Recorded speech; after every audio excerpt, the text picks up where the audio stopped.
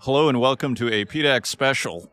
The Prospectors and Developers Association of Canada in Toronto, a gigantic mining conference, usually around, let's say, 20 to 25,000 people. I think the expectations this year is going to be above 30,000. We will see how the attendance is, but just to give you a clue into how large this conference is, and it is a Sunday morning here. I'm in the North Building.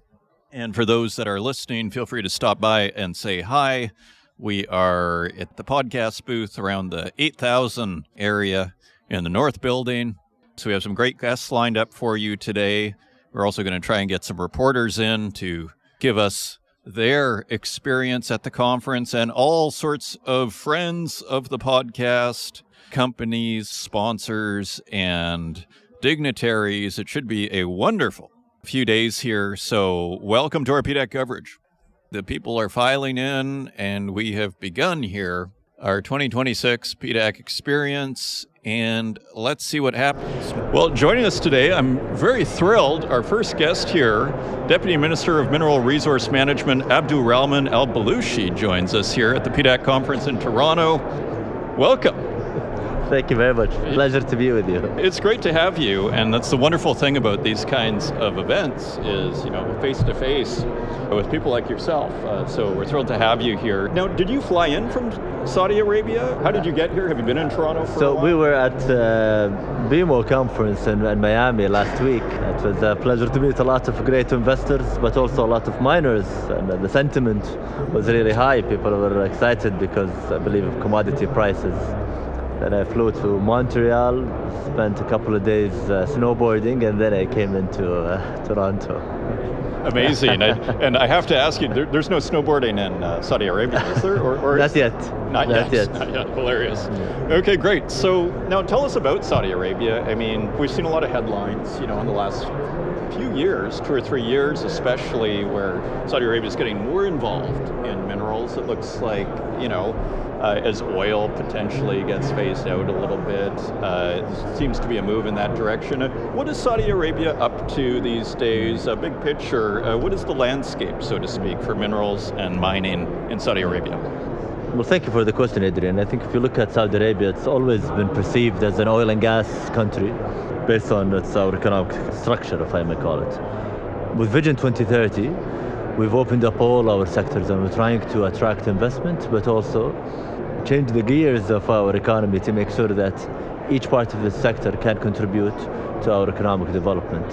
Mining is no different, and it's been a key component of Vision 2030. Actually, the ambition is to make it the third pillar of our industrial economy. So oil and gas, petrochemicals, and then mining. And with that, when we look at the mining sector, we look at an economic play, not a fiscal play. And I mean by that, we look at how it could contribute to the industrialization of the nation, how can it contribute to remote area development. So we want to protect, support, and incentivize miners so that we can create the industries of the future that we're looking at. And in Saudi, our national industrial strategy is quite ambitious, where you see either pharma sectors, electric vehicles, renewable energy manufacturing, etc. That will require a lot of minerals and a lot of elements. And as you mentioned, I'm from the Ministry of Industry and Mineral Resources. They're going together, and industry comes first. Okay, excellent. It's quite something, isn't it? The third pillar of the economy, aspiring towards that. So it's no small matter here. Now, in terms of, prospectivity, so to speak, and the resources in the country, I mean, there are projects, are there not? Can you tell us about exploration? In a sense, what's there, so to speak? Right. In terms of geology, looking into Saudi Arabian Shield, of course, it's a mirror image of the Nubian Shield that produced so many Tier 1 mines.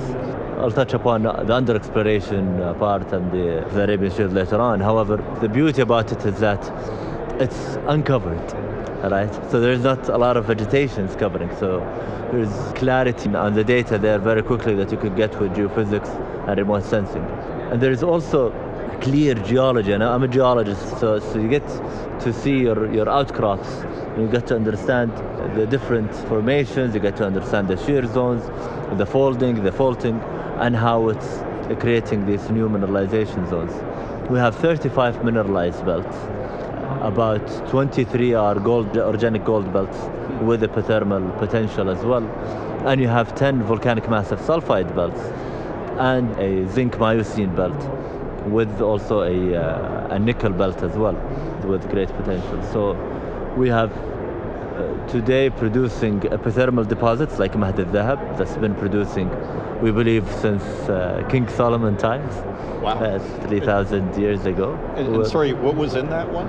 That's gold. That's primarily gold? That's primarily gold, yes. Okay. And now it's under, it's with ma'aden, but it's been producing for centuries at least.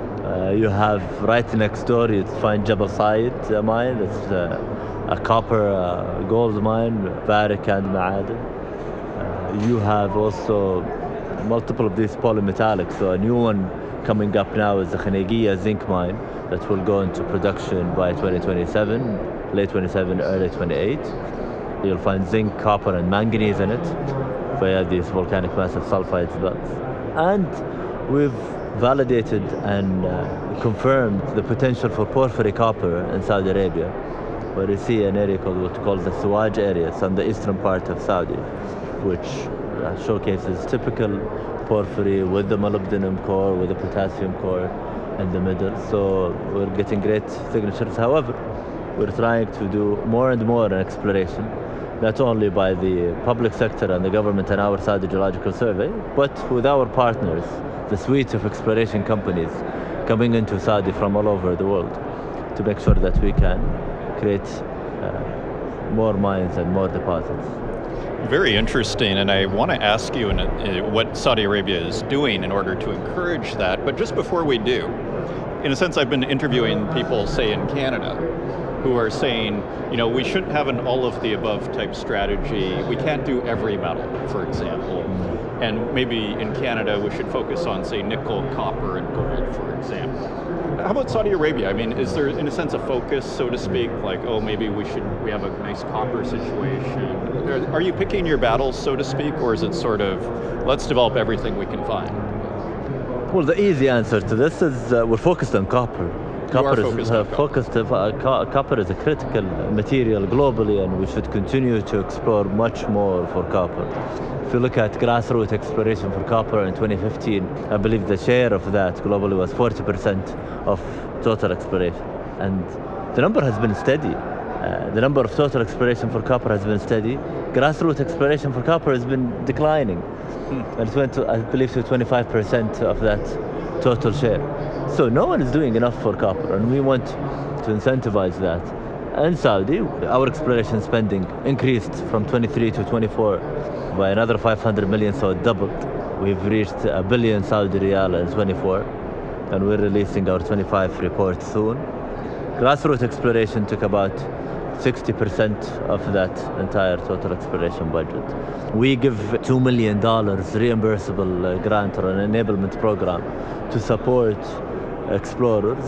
So that goes into their geophysics, geochemistry, drilling, also experts cost and expert salary whenever they are training Saudi geologists.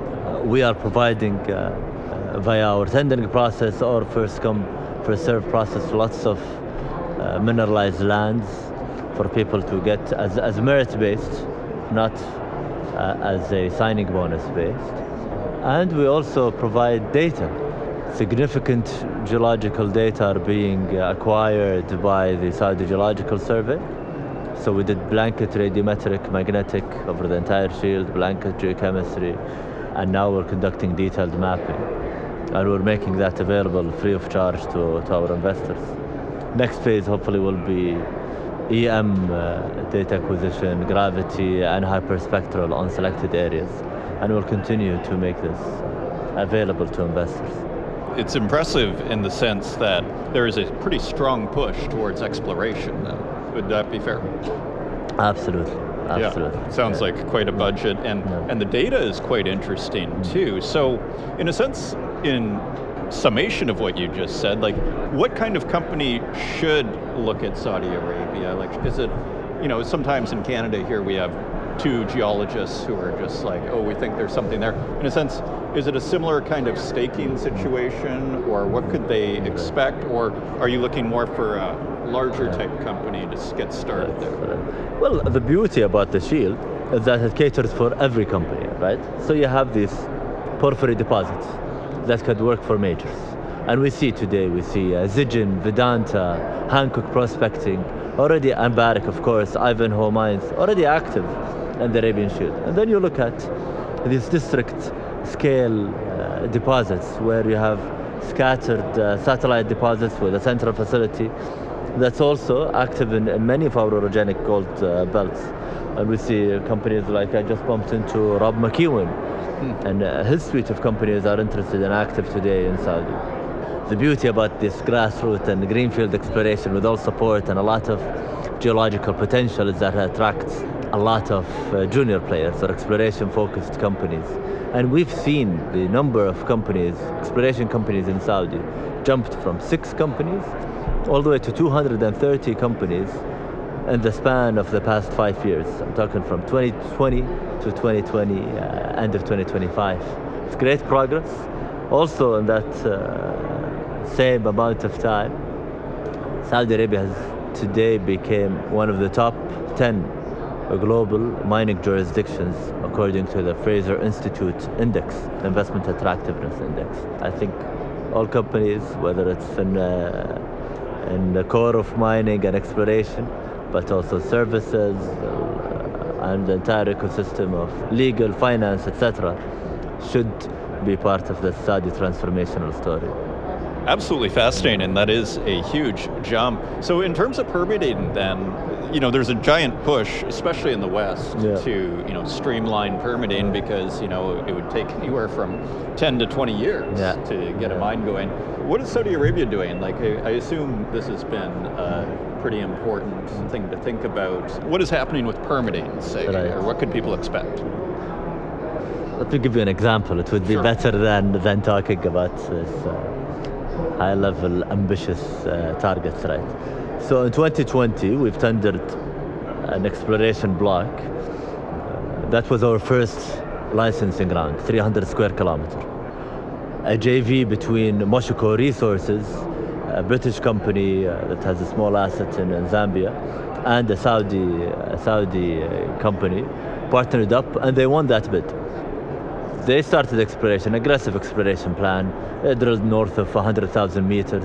They defined the resource, 75 million tons of zinc at 2.11%, with another stream of copper and manganese. They applied for their mining license, I believe around the beginning of 2025. They received their exploitation permit, their mining permit, last December. So we were making sure that these projects get supported, permitted at the right standard, environmental standards, social standards, etc. Since that first licensing round in 2022, we've tendered 44,000 square kilometers. So from that 300 square kilometer in the first round, we've managed to tender about 44,000 square kilometers, and we're hoping that we will prove our permitting story and make sure that we can deliver it with the right standards. Fascinating. And so as we start to wrap up here, what have we not talked about that you want people to know about, minerals, metals, and mining in Saudi Arabia? For all those, listeners of the podcast, what do you want them to know? Well, and I think this is a jurisdiction that did everything that can be done to accelerate discovery, to create the right mining sector. It built it with an investor-centric focus. We built it with the top exploration companies. We built it with the top miners of the world. We also built it with the best international organizations, the World Bank, the IGF, the ICMM, and we're making sure that now that we're done with almost all the basics of creating the right sector and a little bit more, now we're trying to be innovative and reconvene the mining sector globally to make sure that we can advance the way the world looks at the mining sector and the way the world attracts investors and the way the world secure and make this investments more sustainable for the future.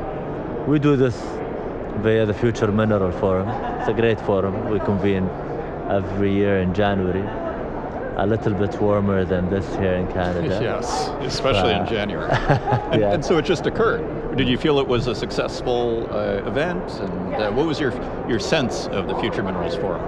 Well, it was the 5th edition of the Future Mineral Forum. Every year it's becoming bigger, larger, more audiences and more participants. But also it's becoming more meaningful. People are really understanding the Saudi story better. People are having the right discussions, and we're moving things into action rather than keeping it at talk. So you see multiple global initiatives that are now in development, either centers of excellence, infrastructure in Latin America, and also mapping supply chains and for strategic and critical minerals. And for the Saudi mining jurisdiction, it gave us great learnings and great lessons learned for us to continuously enhance and improve our processes, our regulations, and the way we deal with the mining sector. Okay, excellent. Abdulrahman Al Belushi, Deputy Minister, Mineral Resources Management in Saudi Arabia. Thank you for joining us. Thank you. It's been a pleasure to talk to you. Pleasure is all mine. Thanks a lot. Well, I'm very pleased to now welcome Dean McPherson, Head of Global Mining at the Toronto Stock Exchange and TSX Venture Exchange, to our live podcast at the Toronto Prospectors and Developers Association of Canada conference. Dean, great to see you in person. Great to see you again, Adrian. It's been about a year or so it's good to see you. That's the great thing about PDAC. You get to catch up with so many old friends. It's so true. And, I just met the mayor of Sudbury. It's just stuff that won't happen online. Exactly. The randomness, the atoms colliding here, Dean. It makes it wonderful. Now, you had a presentation this morning quite early. I mean, in a sense, like, we're day one here in the morning. Yes. So tell us about what you talked about, if you can, briefly. I mean, or what are you talking about? Thanks. It's pretty early for a Sunday morning, no doubt, at 10 o'clock. It was one of the first programs, the Capital Markets program, run by the PDAC and here at the South Convention Hall. Yeah, and it's just, I was one of the presenters talking about the capital markets as we see it from mining. And so, the conversation was just talking about what we saw. First of all, introducing the TSX and the TSXV and sort of underline our leadership in the sector on the global stage, actually. That continues. It has been for quite over the past 5 years or so, just taking a snapshot, the number of mining companies, mining capital raised in the equity capital markets has been about a third of that has been through our markets, and that has continued into last year. We continue to have a leadership on a global stage for mining. So as far as the public equity markets are concerned, so sort of talked about that, underlying that, as well as underlining the fact that we are, although we're based in Canada, a lot of our investors are coming from outside of Canada. 40% of our trading on our market actually originates outside of Canada, and 25% of our member firms are actually headquartered out of Canada. And in addition, about 50% of the projects represented on our markets are actually outside of Canada. So we are wave the Canadian flag strongly, of course. There's a lot of benefits and advantages for us for being based here in Canada, but certainly we are a global market, one of the few stock markets with persons on the ground connecting with mining companies from Australia to London to Latin America, and in the US as well. We have people physically on the ground interacting with companies and helping them find a path to public equity capital. So, I mean, would it be fair to say so goes the mining sector, so goes the TSX, TSXV, or is that an overstatement? But it does seem to a certain degree. I guess maybe it speaks to Canada just being kind of heavily weighted towards miners, just in mining in general, but what do you say? Absolutely. I think our markets, our reputation globally for being the leaders in mining is based on numbers, facts. The TSX Venture Exchange and the TSX combined 70% of our companies listed are mining companies. So naturally, we have over 1,000 mining companies, 1,073, I believe is the exact number, at the end of last year in terms of companies. The nearest competitor is a third of that, or 3/4 of that, say. So we have, in terms of pure numbers, if you're thinking about the mining sector, you want to see what's happening in the mining sector. You look to get a sense of the health of the mining sector. You look to our markets. Speaking of the health of the sector, it has been getting a lot of attention, certainly being the center of discussions around geopolitical negotiations. In addition to the long-standing, what I call long-standing situation where fundamentally the mining sector is critically needed to meet energy transition objectives. And civilization, really, when you think about copper, just supply, demand, fundamentals in that commodity, for instance, and uranium as well. These are commodities that are needed, critical for us to move forward as a civilization. So those factors have certainly brought mining into the fore, as well as precious metals, gold and silver record prices. Commodity prices have sort of given the market that turbocharge it needed last year. And certainly that we've seen investors responding, especially at the producing and late development stage company end. 16 billion was raised on our markets last year. So it's great to see investors responding to commodity prices, and the liquidity in the market is showing that investors are liking producers, liking late stage development companies. Next phase is hopefully to see exploration stories starting to get some of that attention. I think that's going to be a lot of the discussion this week, is around getting capital to exploration stories. So we're excited about what the week brings and the year in general. Fascinating. And yeah, I could imagine that being the case, that exploration would be of interest. I mean, it has become probably since the rare earths last April, a global, story. This, and it has been. We've seen it. You've been around. We've seen it percolate for years, but it really kind of hit the front page, so to speak, of the global news narrative last year.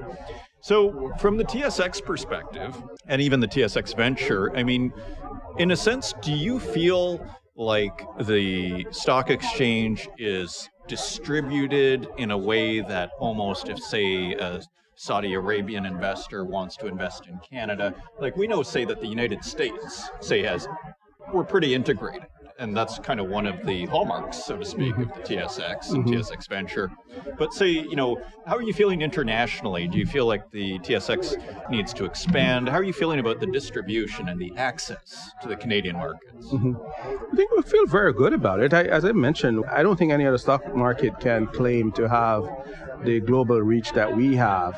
Physically, we have someone based in Sydney that does business development work for us. As a company, more broadly speaking, a TMX Group, because we do have several different divisions. TMX Group is spread worldwide. We have operations in Austria, operations in Singapore, operations in the U.S. as well. So we have quite a broad reach, and investor access has never been more active, I would say. Our investors, at the start of this conversation, I pointed out that 40% of trading actually originates from outside of Canada. But when we look at our investors and speak to our investors and look at where they're getting investors' interest from trading standpoint and from capital supply, this is globally. There's no very, very reduced barriers to entry to participate in our marketplace. As you said, our relationship with the U.S. is quite famous in terms of that pipeline connection between the movement of shares between the two markets and capital. But it is a global one. We find investors participate in our market from Asia, Europe, wherever you are globally, and of course the U.S. So yeah, it's a global marketplace for sure, not only from an investor standpoint, but also from companies that are represented in our market. About 50% of our projects are existing outside of North America. So it's truly a global market on both the investor side and company and issuer side. Okay, excellent. So it seems like it's a good year, for Canadian markets, of course, with natural resources doing so well. So in a sense, where does the TMX Group, the Toronto Stock Exchange, the TSX Venture Exchange, where do you want to go from here? Like, is there a kind of direction that you guys want to take things? In a sense, what is the focus let's say, of the organization right now with everything happening? Is it trying to stay on top of it and doing the most you can? Is it to take things in a certain direction? In a sense, where is this going, if it is going anywhere? Yeah, as you said, it is definitely, mining has certainly had a great year. We have several programs that we track top performers in our marketplace, one of which is a program that we call the TSX Venture 50. These are the top 50 performing stocks in the venture market. And there's a similar one for the TSX as well, called TSX 30.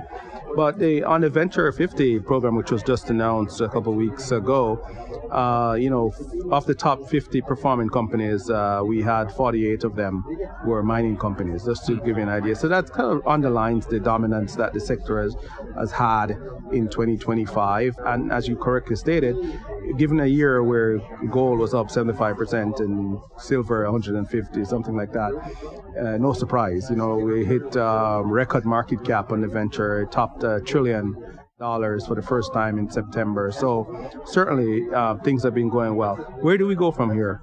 I would say we continue to focus on providing a path for our companies or our clients to access capital. I would say, because hidden within those numbers is an opportunity, I think, for junior early stage exploration companies to participate in that boom that we're seeing. So we're seeing what I would describe as a start in what could become a bull run here. Of course, like all good bull runs, we're seeing most of the attention so far at the late stage, more mature companies. So when we look into the numbers, we're seeing companies below 100 million market cap are still not seeing that uptick in capital attention at that level, Sure. So there's still quite a bit of what I call risk aversion in the marketplace, because of course with the junior exploration name, there's an inherent higher degree of risk associated with it. And so we're seeing over the past 3 years that their proportion of that capital raise activity or funding activity has not been trending up, and we want to see that trending up. So I would say our focus right now is just to market and to connect with investors and providing an efficient means of getting listed, putting them in a position to tap into the market when it does open, because we are still in a volatile world. And the market, those windows of opportunities open and close quite quickly. And so we're just focused on creating a platform that's efficient, fast, and connected with global investors to bring more attention into the junior exploration space, especially, so that not only the large cap, north of $1 billion market cap companies are getting attention and excited investors participating in their growth, but also get as much attention to the other 79% of our issuers who are below 100 million market cap. I think the number is more 70% of our issuers on the combined TSX, TSXV who are below 100 million market cap. So that's our focus, really, there's a lot of work to be done. As much as the headlines are saying, last year 16 billion was raised in our market overall for mining companies, I would say, the proportion of those that are companies that are below 100 million is still, who are a part of that number, are still low. So I think that's the opportunity for us to work with our companies, get the story out there, and bring investors to the great names that are on our market. Okay, excellent. And just finally, what is your sense of the PDAC conference this year? And, what do you kind of hope to accomplish? Is it basically along the lines that you were talking about, encourage and help foster investment, say, in exploration? And what's your sense of the conference so far? The sense of the conference is a very strong sense of optimism and excitement in the marketplace. I was a couple of weeks ago, I was in Cape Town at Indaba, mining in Africa, mining in Indaba, and that excitement that I sensed there was sort of as brought over here at PDAC. I think that's what we're sensing, is that there is this sense of optimism and excitement in the marketplace. I think a lot has changed in the past year since the last time we met at PDAC here. And the biggest change, I would say, is the different approach different governments are taking. They're seeking to partner with the mining sector, recognizing the mining sector as being a critical part of civilization, if you will. Also realizing how important it is to build some supply chain have the participation in the supply chain for critical minerals. So I think that has sort of been underscored over the past year, and that's been a big change.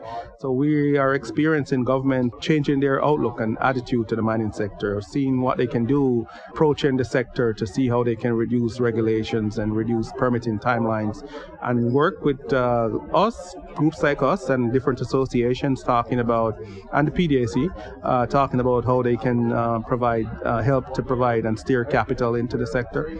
So I think all those things come together to create a year for PDAC where I think the overarching sense is one of optimism and excitement. That we have added a very important partner, meaning governments. And I'm talking globally. Every government globally is talking about capitalizing on their mining sector. I think in Canada, our own government has come out and said that their objective is to make Canada the resources superpower that it can be. And I think a lot of the focus this week will be discussions about how do we make that a reality. For us, certainly for me, my experience in over 20 years at PDAC, I don't think we've ever had so much excitement in terms of the government willing to actually state that they intend to be partners in moving the mining sector forward. So I think it's changing times. These times are changing, as Dylan would say. Beautiful. I was thinking they must be listening to the Northern Miner podcast. And finally, just to your point, like I'd concur, like coming in the airport and there's, Government of Canada's action plan for critical minerals, Amazing, right? Awesome. So it's exciting, as you point out. You do sense it in the air. Excellent. Dean McPherson, Head of Global Mining at the Toronto Stock Exchange and TSX Venture Exchange. Thanks for joining us. Great to see you. Adrian, thank you. It's a pleasure as usual. And that wraps up our first day of coverage here at the PDAC conference. The ice cream line is getting longer here. Another reason to come visit us over here in the North Building around the 8,000 mark. By the windows, come say hi. Big busy day tomorrow. So once again, thank you for joining us. Our special coverage of the PDAC convention continues for the next 2 days. Thank you for listening.